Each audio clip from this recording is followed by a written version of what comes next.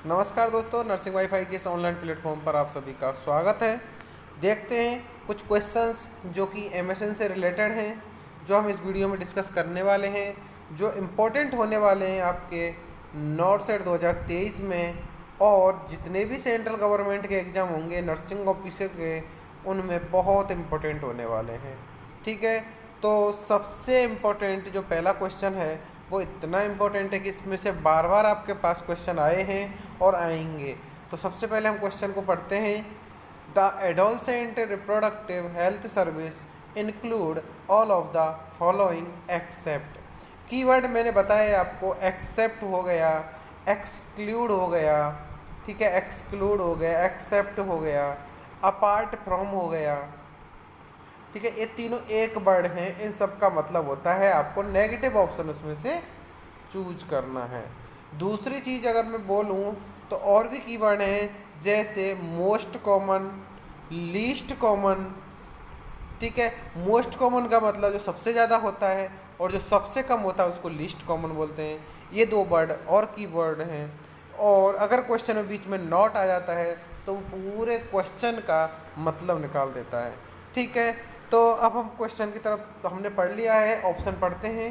Provision of contraceptive, diagnosis and management of STD, genetic screening, comprehensive and safe abortion service. Important चीज़ इसमें यही है कि सबसे पहले आपको पता होना चाहिए कि एडोलसेंट क्या है। ठीक है, और उसको हम रिप्रोडक्टिव हेल्थ सर्विस क्यों इंक्लूड कर रहे हैं। ठीक है, तो एडोलसेंट का मतलब होता है टीनेजर्स जो कि 13 टू 19 ईयर ओल्ड। ठीक है, तो 13 टू 19 ईयर ओल्ड जो भी होते हैं उनको हम एडोलसेंट बोलते हैं।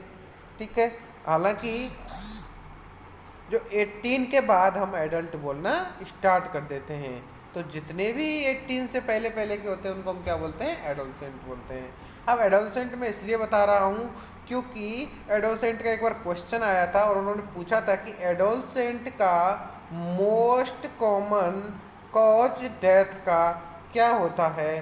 तो आप इसमें लिखना है आपको रोड ट्रैफिक एक्सीडेंट। ये एक इम्पोर्टेंट क्वेश्चन था जो राजस्थान सीएचओ में पूछा था 2020 में। नेक्स्ट क्वेश्चन की, अभी हम इस क्वेश्चन की तरफ बढ़ते हैं और हम एक एक चीज़ का मतलब निकाल के हैं और कौन इसमें गलत है वो हमको निकालना है। तो क्या हम उनको कॉन्ट्रासेप्टिव के बारे में बताएंगे? जी हाँ, क्योंकि हमने पहले ही आपको बता दिया है कि एडोलसेंट एक ऐसी एज है जिसमें सेक्सुअल डेवलपमेंट और सेक्सुअल डिजायर अराइज होती हैं। और जब ये डिजायर अराइज होती हैं तो जो मेल हैं वो फीमेल की तरफ अट्रैक्ट होते हैं और फीमेल मेल की तरफ अट्रैक्ट होती हैं। तो इन सब चीज़ों के कुछ बीमारियां होती हैं, जैसे कि STD हो गया। ठीक है, और रिप्रोडक्टिव डिजीजेज होती हैं जो सेक्सुअल कांटेक्ट और अदर कांटेक्ट से फैल सकती हैं। तो उन सब चीज़ों के प्रिवेंशन के लिए हमको कॉन्ट्रासेप्शन का उनको बताना पड़ेगा कि ये चीज़ें आप यूज करना है, कौन सी सेफ़ है कौन सी अनसेफ है। तो आपको प्रोविजन ऑफ कॉन्ट्रासेप्शन इसमें इम्पोर्टेंट हो जाता है। सेकंड है diagnosis and management of STD। Very good answer है, क्योंकि जो अगर आपको STD के बारे में पता होगा तो वो चीज़ें पता चला सकते हैं। अब आपको इसमें क्या क्या चीज़ें बतानी है आपको। डायग्नोसिस, क्या हम डायग्नोसिस कैसे करते हैं, अगर किसी को HIV पॉजिटिव है तो कैसे डायग्नोसिस करेंगे, अगर किसी को हेपेटाइटिस C है तो कैसे करेंगे, हेपेटाइटिस B है तो कैसे करेंगे। तो इन सब चीज़ों को हम उनको बताने आए, किसको, एडोलसेंट को। अगर ये चीज़ें पता होंगी तो वो अपनी जो उसकी जो बची हुई लाइफ है, जो उसकी हेल्थ है, वो उस पर अफेक्ट नहीं पड़ेगा। और जब अफेक्ट नहीं पड़ेगा तो क्या होगा, उसको हो जाएगा पूरा बेनिफिट। ठीक है, तो इसलिए हम ये दो चीज़ें दे रहे हैं। लास्ट ऑप्शन हम पहले बता देते हैं, कॉम्प्रिहेंसिव सेफ अबॉर्शन सर्विसेज।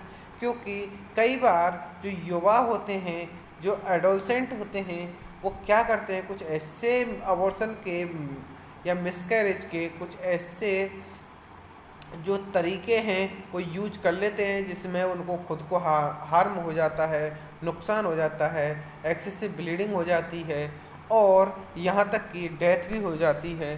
तो ऐसी चीज़ें यूज नहीं करनी है। तो ये 3 चीज़ें हमको एडोलसेंट को बतानी है, क्योंकि ये सब चीज़ें बताने से उनकी हेल्थ इश्यू जो हैं, जो बनने वाले हैं according to reproductive health service, reproductive health से, तो वो सब चीज़ें यहाँ पे हम करेक्ट कर सकते हैं और मिनिमाइज कर सकते हैं होने वाली कॉम्प्लिकेशन को। तो ये एक इम्पॉर्टेंट चीज़ थी, बहुत इम्पोर्टेंट। अब इसमें लास्ट ऑप्शन बचता है, हम जिसको सी बोल रहे हैं, और वो है जेनेटिक स्क्रीनिंग। जी हाँ, जेनेटिक स्क्रीनिंग एडोलसेंट के लिए इम्पोर्टेंट नहीं है। जब वो अपना मदर बन जाएगी या फिर जब उनकी शादी हो जाएगी और तब जाके जब उनके बच्चे होंगे तो उस टाइम आप जेनेटिक स्क्रीनिंग करवा सकते हैं। तो ये एक बहुत इम्पोर्टेंट क्वेश्चन था जो इसमें हमने बताया है, और इसका आंसर आपको पता चल गया होगा कि आंसर क्या है इसका, सी। ये है हमारा सी आंसर। ठीक है, नेक्स्ट क्वेश्चन की तरफ हम मूव करते हैं, और वो है to diagnose ectopic pregnancy the best investigation is. Simple नहीं है क्वेश्चन, उन्होंने एक्टोपिक प्रेगनेंसी पूछा है। और सबसे पहले हम देखते हैं कि जो यूरिन प्रेगनेंसी टेस्ट होता है वो कभी भी कन्फर्मेटिव नहीं होता है। ठीक है, और जब कन्फर्मेटिव नहीं होता है, तो हम इसको तो डायग्नोसिस बता नहीं सकते और बेस्ट ये होगा नहीं। ठीक है, दूसरी बात, हिस्टेरोस्कोपी। क्या हम जब एक्टोपिक प्रेगनेंसी है तो हिस्टेरोस्कोपी से कैसे देख सकते हैं? जी हाँ, अगर वजाइनल एक्टोपिक हो सकती है तो हम मे भी इससे देख सकते हैं, लेकिन जब आउटसाइड द यूटेरस है, ठीक है, आउटसाइड द यूटेरस है क्या बच्चा, क्योंकि एक्टोपिक प्रेगनेंसी का मतलब ही वही है कि आपका जो मायोमेट्रियम थी वहाँ पे क्या नहीं हुआ है, वह इम्प्लांट नहीं हुआ है। तो जब हम इसको हिस्टेरोस्कोपी में देखेंगे तो हमको कुछ नज़र नहीं आएगा और वहाँ पर एक्टोपिक प्रेगनेंसी और फर्दर आगे निकल जाएगी। ठीक है, तो इन चीज़ों के लिए हम हिस्टेरोस्कोपी नहीं कर रहे हैं। उसके बाद हम देखते हैं अल्ट्रासोनोग्राफी। जी हाँ, इससे साउंड बेसिस एक टेस्ट होता है, अल्ट्रासाउंड। ठीक है, अल्ट्रासोनोग्राफी। तो इसमें हमको पता चलेगा कि कहाँ पर एक्टोपिक प्रेगनेंसी है और कौन सी जगह पर वो कैसे ग्रोथ कर रही है। तो इसका करेक्ट आंसर जाएगा बी। लेपेरोस्कोपी भी हम नहीं करेंगे क्योंकि ये स्टमक के थ्रू अभी वे बनाते हैं और उसको देखते हैं। इसका आंसर क्या है, बी। नेक्स्ट क्वेश्चन की तरफ हम मूव करते हैं, और वो है जब आप ब्लड सैंपल ले रहे हैं किससे, एक एड्स के पेशेंट से, which precaution should be take to collect blood sample according to guideline.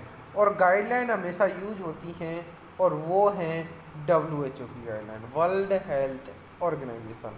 ठीक है, जब आप ब्लड ले रहे हैं किससे, एड्स वाले व्यक्ति से, तो आपको कौन सी ऐसी गाइडलाइन है जो आपको देखनी पड़ेंगी। तो मैं इसमें पहला ऑप्शन पढ़ रहा हूँ आपके लिए, गाउन या ग्लव्स या मास्क, यहाँ पे कॉमा है तो ये माइनर मिस्टेक है। ठीक है, उसके बाद हैंड वॉशिंग बोल रहे हैं, वो स्टेराइल ग्लव्स बोल रहे हैं आपसे, हैंड वॉशिंग बोल रहे हैं, गाउन बोल रहे हैं, मास्क, गाउन एंड गूगल्स बोल रहे हैं, और ग्लव्स ओनली। तो सिंपल सी बात है, जब आप एड्स है वो एक कॉन्टैक्ट डिजीज है जो ब्लड के कॉन्टैक्ट आने से और कुछ ब्लड के फ्लूइड्स हैं, बॉडी के फ्लूइड है, उनसे भी वो हो सकती है। तो आपको क्या क्या चीज़ें यूज करनी चाहिए? जी हाँ, आपको ग्लव्स, गाउन यूज करना है, आपको ग्लव्स यूज करना है, हैंड वॉश भी यूज करना है और मास्क भी यूज करना है। तो आंसर क्या जाएगा इसका, सी। हालांकि इनमें सब में करेक्ट हैं ये तीनों, लेकिन गलत इसलिए ही हैं, ये गलत इसलिए ही हैं क्योंकि इनमें लिमिटेड नॉलेज है। क्या है, लिमिटेड नॉलेज है। ठीक है, इनमें लिमिटेड नॉलेज है तो इसलिए ये गलत हैं, और हमारा आंसर क्या जाएगा, सी। नेक्स्ट क्वेश्चन है हमारा जो काफ़ी इम्पोर्टेंट है, एक wide spread occurrence of infectious disease in a community. सबसे अच्छी बात है कि अगर आपने क्वेश्चन को समझ लिया है, तो आप बता सकते हैं कि कम्युनिटी में एक गिवन पीरियड ऑफ टाइम अगर किसी डिजीज का स्प्रेड हो रहा है तो उसको हम बोलते हैं एपिडेमिक। ठीक है, क्या बोलते हैं, एपिडेमिक बोलते हैं। ठीक है। अगर ये एपिडेमिक कम्युनिटी से वाइड हो जाती है, दूसरी कम्युनिटी में पहुँचते तो हम इसको एंडेमिक बोलते हैं। देश विदेश में पहुँच जाती है तो पेंडेमिक बोलते हैं। और स्पोरेडिक की मतलब होता है कि कहीं ना कहीं क्या है, डिजीज है। ठीक है, तो इसका आंसर क्या जाएगा, एपिडेमिक। नेक्स्ट क्वेश्चन है फुल फॉर्म ऑफ SAM। तो सिंपल सा क्वेश्चन है, आपको पता होना चाहिए, सीवियर एक्यूट माल न्यूट्रिशन। ठीक है, ये सीरियस एनीमिक माल न्यूट्रिशन नहीं है, सीवियरली एनीमिक माल न्यूट्रिशन भी नहीं है, और सीवियर एक्यूट मलेरिया भी नहीं है। नेक्स्ट क्वेश्चन की तरफ मूव करते हैं हम। What is the term for device use to take place of missing body part. Simple सा क्वेश्चन है, अगर आपने एक बार में समझ लिया तो ठीक है, कंफ्यूज नहीं होना है। टर्म बतानी है, जो डिवाइस है हम यूज कर रहे हैं, कोई अगर हमारा बॉडी का पार्ट मिस हो गया है या कट गया है, एम्पुटेट हो गया है, तो किसी का अगर एम्पुटेट पैर का हुआ है तो पैर की जगह हम नकली पैर लगा लेते हैं। अगर किसी की आँख खराब हो जाती है तो हम दूसरी आँख लगा देते हैं। तीसरी चीज़, हैंड की जगह पे भी हम कुछ यूज करते हैं। तो इन सब चीज़ के लिए हम एक वर्ड है, एक डिवाइस है जिसको हम यूज करते हैं, उसको क्या बोलते हैं, ऑप्शन पढ़ लेते हैं। क्या हम उसको प्रोनेशन बोलते हैं, क्या हम उसको एबडक्शन बोलते हैं, क्या हम उसको एक्सटर्नल रोटेशन बोलते हैं, या हम उसको प्रोस्थेसिस बोलते हैं। तो बच्चों, अगर ये प्रोनेशन होता तो प्रोनेशन एक मूवमेंट है बॉडी का, ना कि कोई डिवाइस है। एबडक्शन लाइक दैट सेम है, एक्सटर्नल रोटेशन भी सेम है, और एक प्रोस्थेसिस है जो आप लकड़ी का पैर लगाते हैं, प्लास्टिक का पैर लगाते हैं, एक कुछ इंस्ट्रूमेंट जैसा आँख का इंस्ट्रूमेंट आता है, उसको भी हम प्रोस्थेसिस बोलते हैं। तो इसका आंसर क्या जाएगा, प्रोस्थेसिस जाएगा। नेक्स्ट क्वेश्चन है, how many diseases are covered under national vector borne disease में। आपका आंसर है इसमें 6, क्योंकि इसमें 6 डिजीज कवर होती हैं national vector borne disease programme में। ठीक है, अब आपको पता होना चाहिए कि इसमें 6 डिजीज कौन कौन सी हैं, वो मैं बता देता हूँ आपको।